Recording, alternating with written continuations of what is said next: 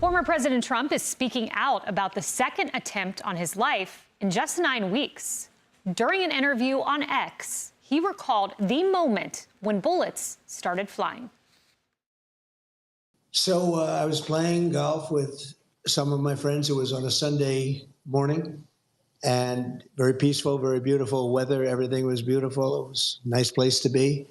And all of a sudden we heard shots being fired in the air, and I guess probably 4 or 5. And it sounded like bullets, but what do I know about that? But Secret Service knew immediately it was bullets. And they grabbed me. He didn't exactly hit the target the way he wanted. There's something going on. I mean, perhaps it's God wanting me to be president to save this country. Trump is pointing the finger at Democrats over their incendiary rhetoric. You know, this was the second attempt in your life in under 2 months. What do you make of that? Well, there's a lot of rhetoric going on. A lot of people think that the Democrats, when they talk about threat to democracy and all of this, and it seems that both of these people were radical lefts. However, the liberal media says Trump, the victim's rhetoric, is actually the problem. The actual violence we're seeing comes much more disproportionately from MAGA themselves. The former president certainly could do a lot to make himself safer, to make it less likely that people would become radicalized to this point. After the first assassination attempt, Donald Trump said he was going to adopt a different tone. If Donald Trump wants Kamala Harris and others to stop saying that he is a threat to democracy, then he should stop threatening democracy. In terms of rhetoric, do you think Donald Trump, in the Trump campaign, do you think they have a problem with rhetoric as well? No, and I don't. I think especially in light of the fact that there has now been a second assassination attempt on the life of President Trump, I do not believe so. What we are seeing now is that you do have radical elements of the Democrat Party.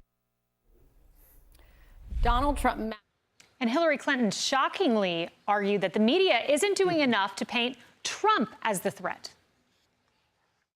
I don't understand why it's so difficult for the press to have a consistent narrative about how dangerous Trump is.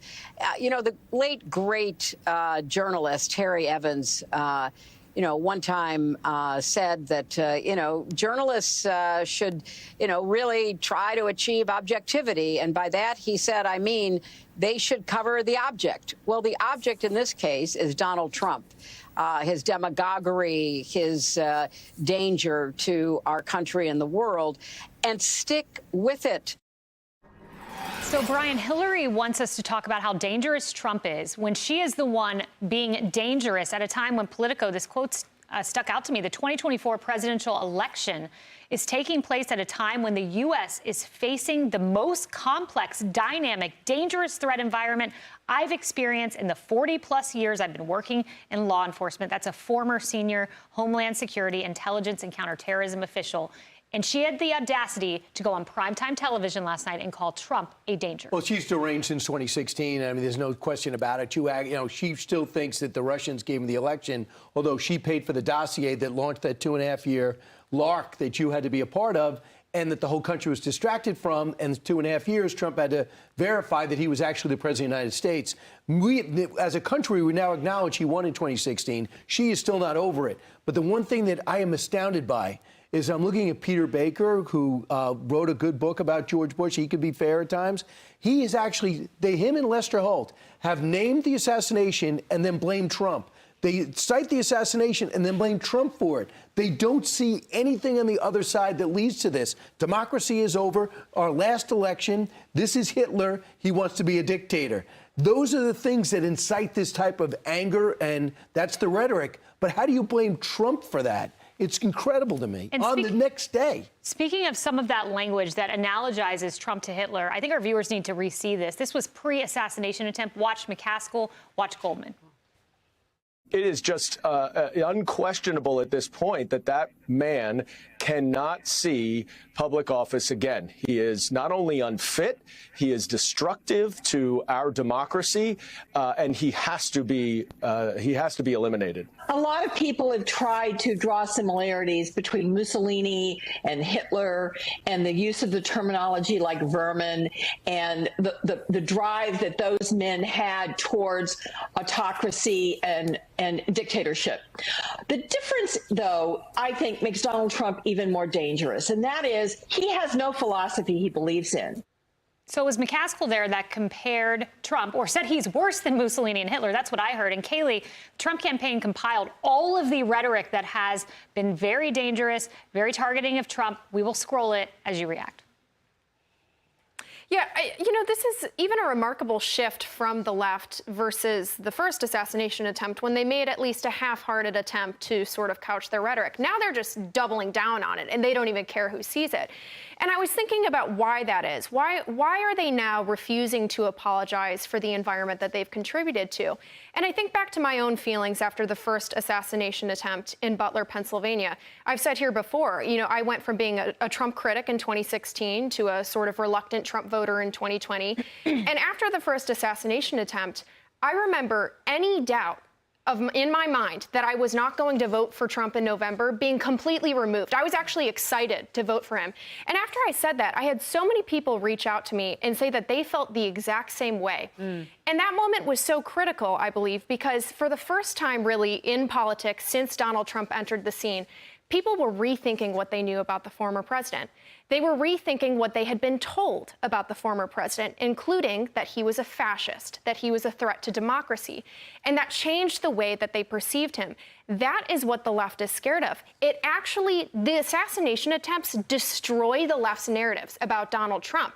And that is why they're refusing to change course now, because that is what they're scared of more than Donald Trump being shot and killed. And I think people forget Donald Trump's a person. I saw Don Jr. saying, how many times do I have to have 5 conversations with my 5 children that their grandfather was almost killed? And here I had to have it 5 more times. Yeah, I want to go back to something that Kayleigh just said, because she's absolutely right. It's reputational harm that they are worried about. So Daniel Goldman, the New York congressman that you saw, who said that President Trump should be eliminated, he said that in late 2023. Not soon after that, he had to apologize. And he didn't say what we all might think. He didn't replace the word right away and say, oh, I meant this E word, not eliminated. He just said he misspoke, he used the wrong word. I want to know what replaces eliminated in that sentence. Like, I put some effort into it. In fact, we'll wait. It's been almost a year. I'm still waiting to hear it. But it is that reputational accountability that happens almost immediately for anybody who calls for the death of somebody else if we live in a civil society.